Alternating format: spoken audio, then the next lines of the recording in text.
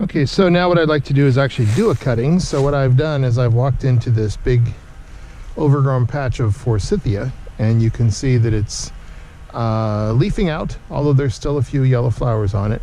This is not the ideal time to do cuttings. Normally you'd come earlier when it hasn't leafed or flowered, or you'd wait till the flowering was over and it was fully leafed out. So kind of in between, which is not ideal. It works for Forsythia because they root so easily with cuttings. So it'd be hard to get them not to work. But anyway, normally you would either go midsummer or say early March or April. In any case, here's a Forsythia branch, and it's actually very simple, especially for this species.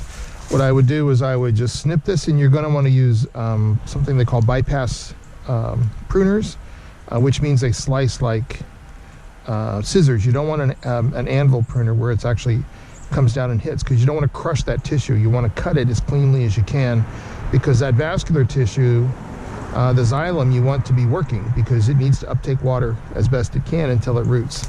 Anyway, what I'm going to do is I'm going to cut this upper bit, which is typically called a whip, because it starts fairly thick down here and then goes out to the tip. And a good pruning cut is about a 45-degree cut, nice and clean. So I would cut between the nodes, maybe about here, or maybe let's do here. And there we go. So here is this. So some plants do better if you remove all the leaves. Forsythia doesn't really. It depends on the species, so you have to watch your species on how to best to treat this. But again, Forsythia roots pretty easily, so I don't think you'd kill it either if you did this. So what I would do is I would probably just trim these off. And because they're actively growing, what I will do is I won't trim them all. You want this tissue to not have to work too hard. This area down here has got to pull up water, and water is going to transpire through these leaves, and you don't want too many leaves because that makes too big a water burden, because there's no root system. But you'd also like to have a little bit of photosynthesis going on. So what you can do is take most of them away. Maybe something like that.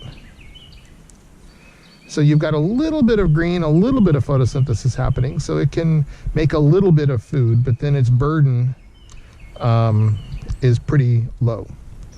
And when it's ready to pot, when it's ready to go into media, I cut this at a 45-degree angle because that's the right angle for the pruning.